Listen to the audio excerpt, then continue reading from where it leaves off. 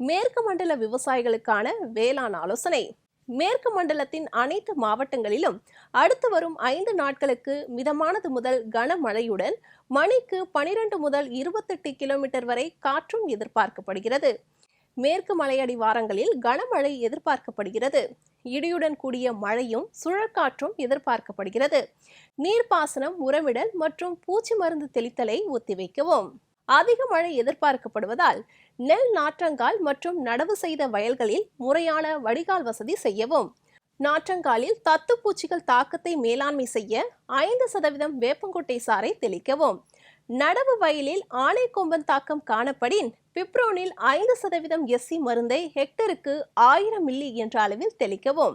மலையை ஒட்டிய பகுதிகளில் கனமழை எதிர்பார்க்கப்படுவதால் விதைப்பு செய்தலை ஒத்திவைக்கவும். அதிக மழை எதிர்பார்க்கப்படுவதால் தக்காளி நடவு செய்தலை ஒத்திவைக்கவும். நடவு செய்த வயல்களில் போதுமான வடிகால் வசதி செய்யவும்.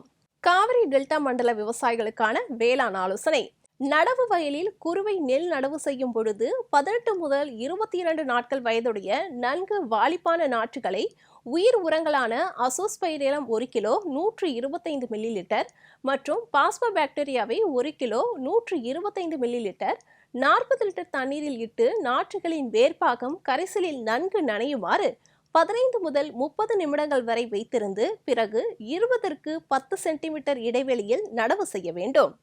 பயிர் நடவு செய்த 3 முதல் 5 நாட்களுக்குள் களை முளைப்பதற்கு முன் தெளிக்கும் களைக்கொல்லிகளான பூட்டாக்ளோர் 50 EC 1 லிட்டர் அல்லது அனிலோபாஸ் 30 EC 500 மில்லி லிட்டர் இவைகளில் ஏதாவது ஒன்றை 20 கிலோ மணலுடன் கலந்து சீராக தூவ வேண்டும். களைக்கொல்லி இடும்போது வயலில் 2 சென்டிமீட்டர் அளவிற்கு நீர் இருக்க வேண்டும். களைக்கொல்லி இட்ட பின் 2 நாட்களுக்கு வயலுக்கு நீர் பாய்ச்சவோ வடிக்கவோ கூடாது. தற்போது நிலவும் வானிலையை பயன்படுத்தி அறுவடை நிலையில் இருக்கும் கோடை நெற்பயிரை அறுவடை செய்யவும். தென்னையில் குரும்பை கொட்டுதலை தவிர்ப்பதற்கும் மரம் ஒன்றிற்கு 200 மில்லி லிட்டர் தென்னை டானிக்கை வேர் மூலம் கொடுக்கவும். வாழை மரங்கள் காற்றினால் சாயாமல் இருக்க வாழை மரங்களுக்கு முட்டு கொடுத்து பாதுகாக்கவும். தற்போது நிலவக்கூடிய வானிலையின் காரணமாக கால்நடைகள் மற்றும் கறவை மாடுகளுக்கு கோமாரி நோய் வருவதற்கு வாய்ப்புள்ளது. எனவே கால்நடைகளுக்கு கோமாரி நோய்க்கான தடுப்பூசி போடவும். தெற்கு மண்டலம் ஒன்றிற்குட்பட்ட மாவட்ட விவசாயிகளுக்கான வேளாண் ஆலோசனை. மானாவாரி மற்றும் பாசன பயிர்களுக்கு காற்றின் வேகம் அதிகமாக இருப்பதால் மருந்து தெளிப்பதை ஒத்திவைக்கவும். நெல்லில் நாற்றங்கால் மற்றும் பயிர் வளர்ச்சி பருவத்தில் பாசனம் செய்யுமாறு அறிவுறுத்தப்படுகிறார்கள். மேகமூட்டமான வானிலை நிலவுவதால் பயிர்களை தொடர்ந்து கண்காணிக்கவும். பயிர் பாதுகாப்பு நடவடிக்கைகளையும் மேற்கொள்ளவும். மக்காச்சோளத்தில் அதிகமான காற்றினால் பயிர் சேதமடையலாம். ஆதலால் விவசாயிகள் பயிர் சேதமடைவதை தடுக்க செடிக்கு மண் அணைக்குமாறு அறிவுறுத்தப்படுகிறார்கள். நோய் மற்றும் பூச்சி தாக்கத்திற்கு வாய்ப்புள்ள காரணத்தால் அன்றாடம் பயிர்களை பார்வையிட்டு தக்க நடவடிக்கை மேற்கொள்ளவும். வாழைக்கு மண் அணைத்தல் மற்றும் முட்டு கொடுத்தல் ஆகியவற்றை மேற்கொள்ளுமாறு கேட்டுக்கொள்ளப்படுகிறார்கள். வாழையை சுற்றிலும் கிழக்கு மேற்கு திசையில் அகத்தி போன்ற காற்று தடுப்பு மரங்களை வளர்க்கவும். இதனால் அதிக காற்று மழையினால் வாழை சேதமடைவதை தவிர்க்கலாம். காற்றில் கரும்பு சாயாமல் இருக்க மண் அணைத்தல் மற்றும் விட்டம் கட்டுதல் மேற்கொள்ளுமாறு கேட்டுக்கொள்ளப்படுகிறார்கள். தெற்கு மண்டலம் 2ற்குட்பட்ட மாவட்ட விவசாயிகளுக்கான வேளாண் ஆலோசனை. தற்போது நிலவும் வானிலையின் காரணமாக குறுவை பருவத்தில் நடவு செய்யப்பட்ட நெல் பயிரில் குருத்து பூச்சி காணப்படுகிறது. இதனை கட்டுப்படுத்த இனக்கவர்ச்சி பொறிகளை ஏக்கருக்கு 4 என்ற அளவில் வைத்து தாய் அந்து பூச்சிகளை கவர்ந்து அழிக்கலாம். மேலும் இதனை கட்டுப்படுத்த புரோபனோபாஸ் மருந்தினை ஏக்கருக்கு 400 மில்லி லிட்டர் தெளிக்கவும் அல்லது கார்டிராப் ஹைட்ரோகுளோரைட் குருணைகளை ஏக்கருக்கு 6 கிலோ வீதம் சம அளவு மணலுடன் கலந்து இட வேண்டும். வாழைப்பயிரில் வெட்டுப்புழு தாக்குதல் பரவலாக தென்படுகின்றது. இதன் தாக்குதலின் அறிகுறியாக இளம் புழுக்கள் இலைக்கு அடியில் இருந்து கொண்டு சுரண்டி தின்னும். மேலும் இரவு நேரங்களில் இலைகளை அதிகமாக உண்ணும். இதனை கட்டுப்படுத்த 10 லிட்டர் தண்ணீருக்கு 40 மில்லி என்ற அளவில் பேசிலஸ் துரிஞ்சியன்சிஸ் உடன் 10 மில்லி ஒட்டும் பசை கலந்து தெளிக்கவும். மேலும் வரப்பு பயிராக செண்டுமல்லி பூ பயிரினை பயிரிடுவது நல்ல பயனை கொடுக்கும். தற்போது நிலவும் பருவ சூழ்நிலையில் கரும்பு பயிரை தாக்கும் மஞ்சள் இலை நோய் பரவலாக தென்படுகின்றது. இந்நோய் 5 லிருந்து 6 மாத கால வயதுடைய பயிரினை அதிகம் தாக்குகின்றது. குறிப்பாக கணுவிடை பகுதிகள் சுருங்கி வளர்ச்சி குன்றி 3 முதல் 5 இலைகள் பழுப்படைந்து இலைகளின் நடுநரம்பு மஞ்சள் நிறமாக காணப்படும். நோய் தாக்குதல் அதிகமான நிலையில் கரும்பின் உச்சியில் முடிக்கொத்து போல் காட்சியளிக்கும். முதிர்ந்த கரும்புகளில்தான் இந்நோய் அதிகம் பரவும். இதனை கட்டுப்படுத்த வயல்களை சுத்தமாக பராமரித்தல் வேண்டும். சரியான ஊட்டச்சத்துக்கள், நீர் மற்றும் உர நிர்வாகம் செய்தால் இந்நோயின் தாக்குதலை பெருமளவு குறைக்கலாம்.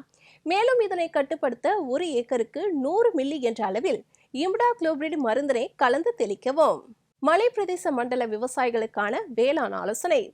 பூண்டு பயிரில் ஃபிசேரியம் அழுகல் நோயை கட்டுப்படுத்த 1 லிட்டர் தண்ணீரில் கார்பன்டாசம் 1 கிராம் அல்லது காப்பர் ஆக்சிக்ளோரைடு 2.5 கிராம் என்ற அளவில் மழை இல்லாத நேரங்களில் மண்ணில் ஊற்ற வேண்டும்.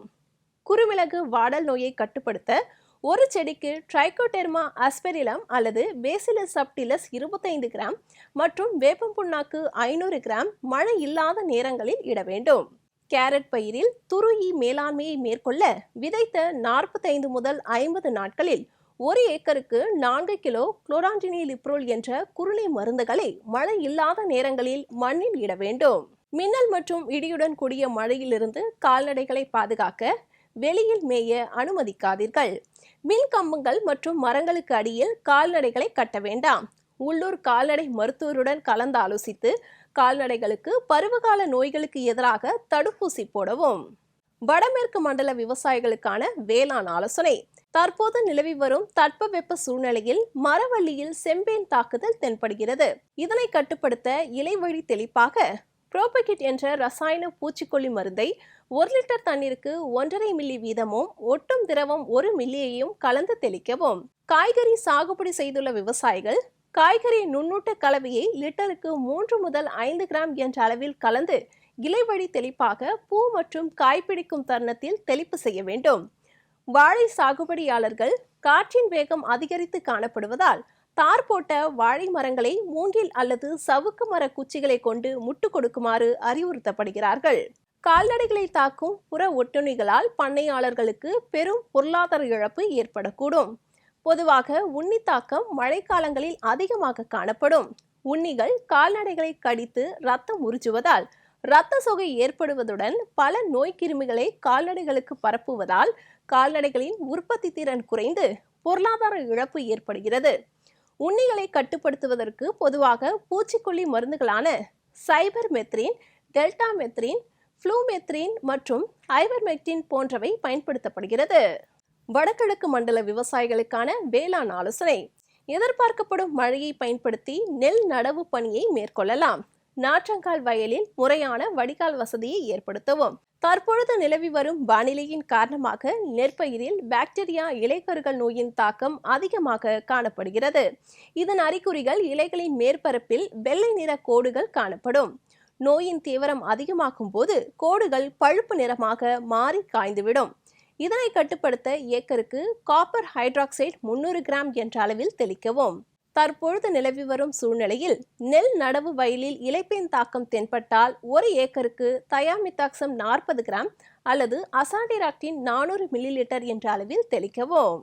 தென்னையில் சுருள் வெள்ளை ஈக்களின் நடமாட்டத்தை கட்டுப்படுத்த மஞ்சள் நிற ஒட்டும் பொறிகள் நீளம் 5 அடி, அகலம் 1.5 அடி, ஏக்கருக்கு 8 வீதம் 6 அடி உயரத்தில் வைக்க வேண்டும்.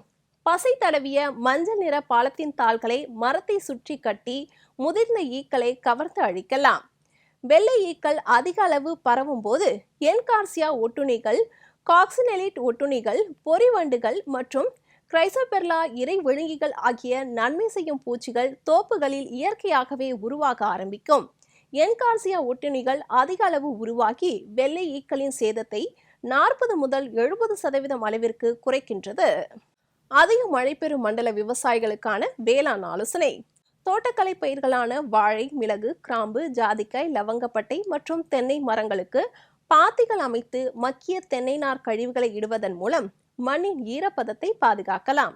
நெல் மற்றும் தோட்டப்பயிர்களான காய்கறிகள், தென்னை மற்றும் ரப்பர் பயிரிடுவதற்கான ஆரம்ப வேலைகளை செய்ய ஏற்ற பருவமாகும். பழவகை மரங்கள் மற்றும் மரவாசனை பயிர்களில் மழை பெய்ய வாய்ப்புள்ளதால் வட்ட பாத்திகள் அமைத்து மழை நீரை சேமிக்கவும்.